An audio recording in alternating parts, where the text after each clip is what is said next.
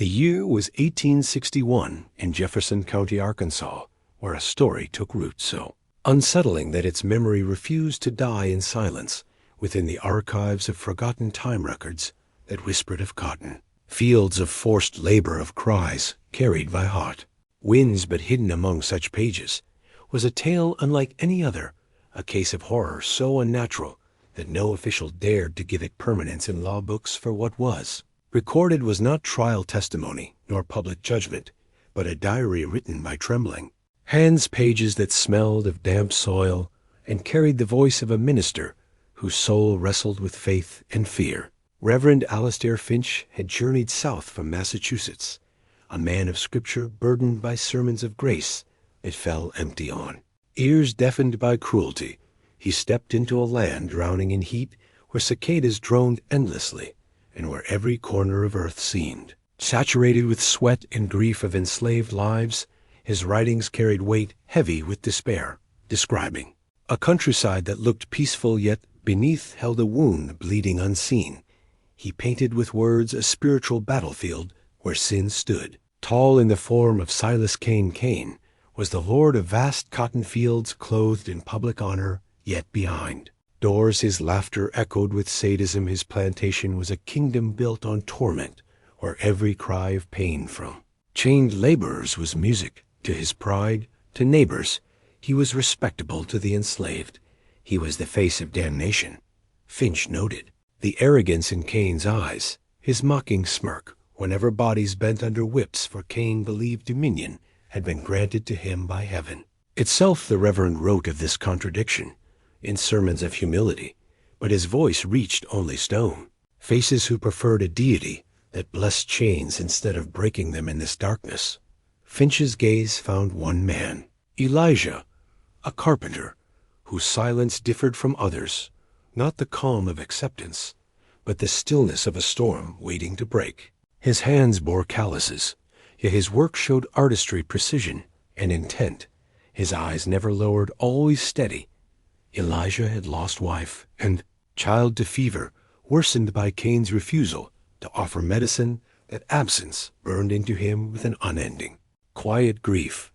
Finch knew that such silence carried weight, heavier than words. He described nights when Kane sat on his porch as whips cracked across fields and laughter rolled like thunder.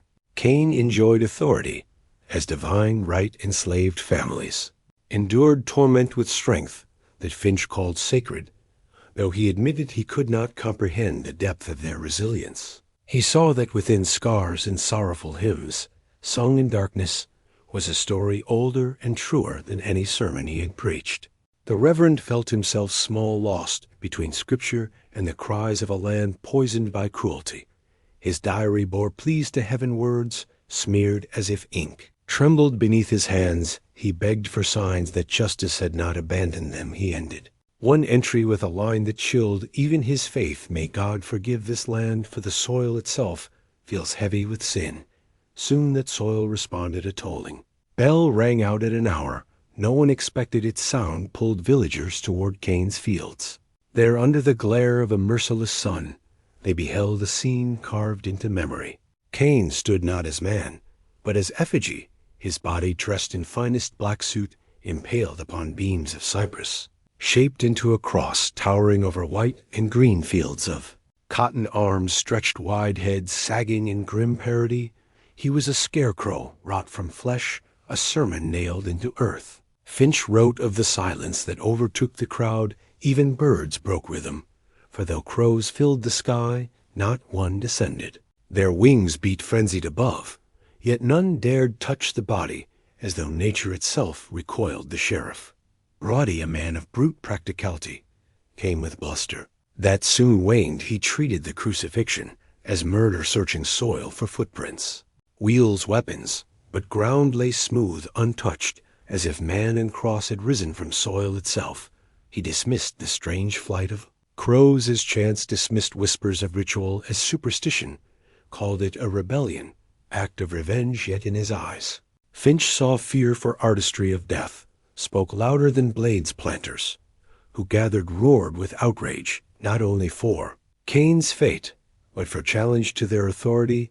They demanded vengeance, demanded torture of slaves, until one confessed. But enslaved people brought forth to see stood calm, their faces serene, their silence deeper than fear.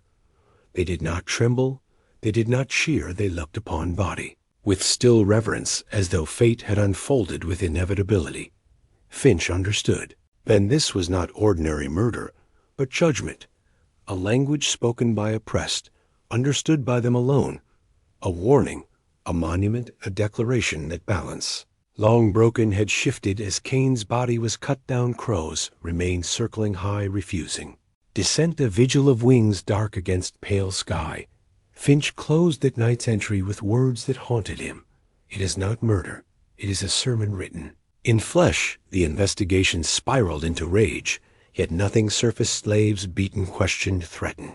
Yet silence endured, not silence of fear, but silence chosen, united, indestructible.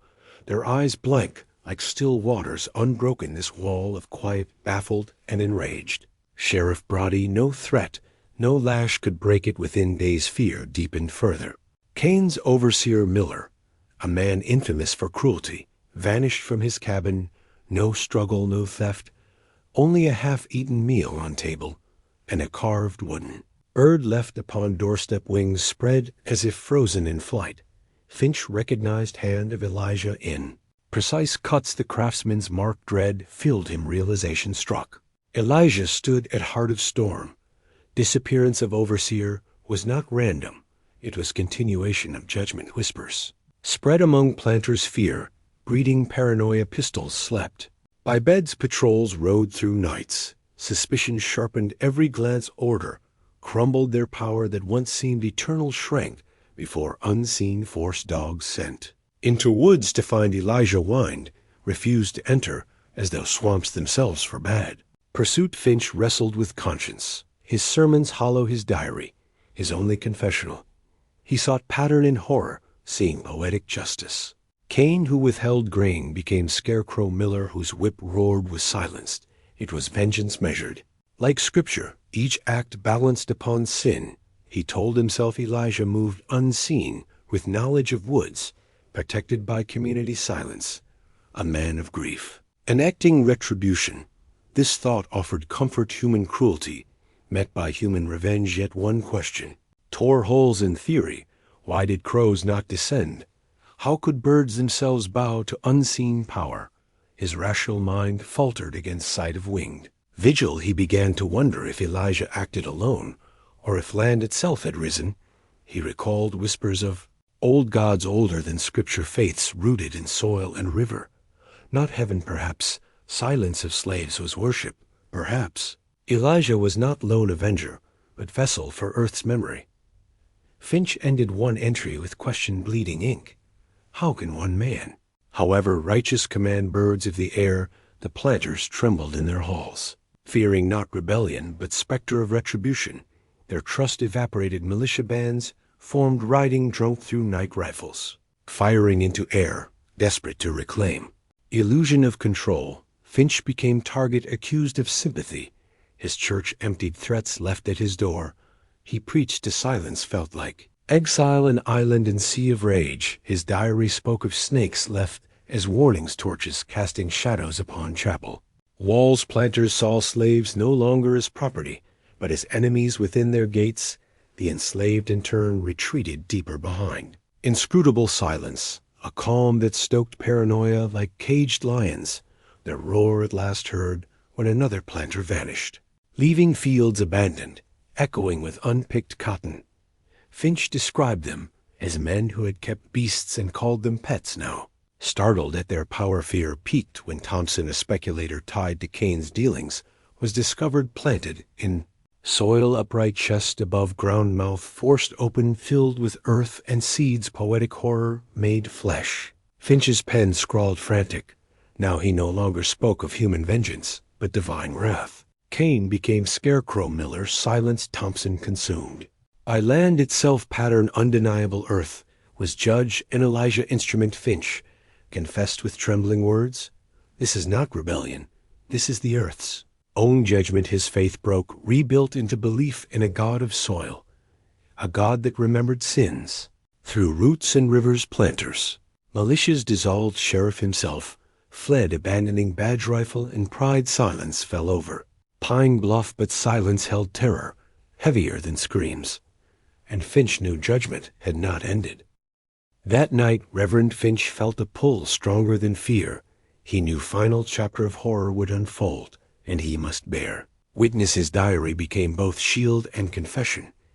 He sealed pages in oilcloth, prepared hiding place beneath altar floor, yet left space to record what end awaited. Whispers spread, militia gathered, drunken desperate, torches flaring. They vowed to ride to Kane's plantation, to burn slave quarters, purge terror with fire. Finch felt dread coil inside, yet his purpose sharpened. He would follow, not to stop them, but to see judgment rise. He wrote last calm words: tonight they ride, I must see what meets them at Kane's fields. Then he left church, carrying burden heavier than scripture. Hidden among rows, he crouched, watching as 30 men staggered forward, torches held high, laughter boasting, curses filling night, but air shifted, stillness pressed. Heavy crickets silenced, a low hum rose from earth. Cotton swayed, though no wind passed. Then from central field a shape emerged. Finch's pen faltered, but words bled, terror, silhouette of Elijah, yet not man but vessel, woven from roots, soil, vines, eyes, hollow as swamp. Shadows it did not walk, it flowed over ground like rising tide, a figure of land made flesh. A god of earth and memory. Militia froze, their shouts cracked into screams. Torches sputtered, died cold, washed across. Field guns, useless knives, toys against weight of soil. Figure moved not with rage, but ritual. Each man seized, folded into tendrils. Screams muffled as bodies carried into rows, planted like seeds. Finch wrote of sound of soil, swallowing flesh, of humming deep from ground. Men of power reduced to prey, harvested. One by one their lives pressed into earth that they had scarred. He scrawled final words before hand broke. It is not killing, it is planting, my God. He is planting them. After that, Pine Bluff sank into silence. Official records fell mute. Freedmen's Bureau years later described Caneland as barren, abandoned, former. Slaves refusing to step upon cursed field. Census marked disappearance of planter families' houses. Emptied fortunes, lost, silence spreading like contagion. Folklore carried memory. Black community spoke of harvest man, guardian of soil, who rose when land and people wronged. Stories told a figure of roots that planted sinners, leaving fields dead forever, barren in planters. Lineages his name. Elijah faded, swallowed by myth. He became symbol of awe, curse of descendants.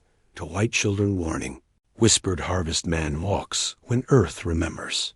Reverend Finch vanished. Records of church listed him lost. Spring 1861, his diary hidden beneath floorboards.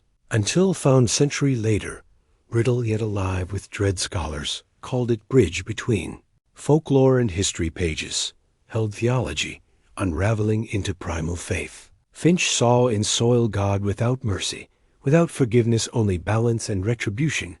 In Elijah, grief became channel through which land spoke, punishing greed with symbolism. Precise Kane hoarder became Scarecrow. Miller, brutal overseer, vanished. Thompson, speculator, planted with seeds. Each fate tied to sin, each judgment symmetrical. Silence of enslaved, seen now as hymn united. Worship of new god of ground. They did not shield man, they shielded prophet, priest, vessel of soil's wrath. Question remained whether harvest man rose only once, or remains waiting. Folklore claimed eternal presence, guarding fields. Legends said he slept until sorrow, sin, and blood awakened him. 20th century survey brought chilling evidence. Barren fields captured from sky showed cruciform shadow etched where no figure stood. Surveyors called it error. Those who read Finch's diary saw confirmation that Scarecrow still watched, waiting. Guardianship not ended, sins never buried, only pressed beneath surface. Demanding payment. Final entry of tale spoke through image from heavens. Shape of Scarecrow carved in soil. Memory of vengeance, eternal echo of silence that once defied. Chains in Pine Bluff.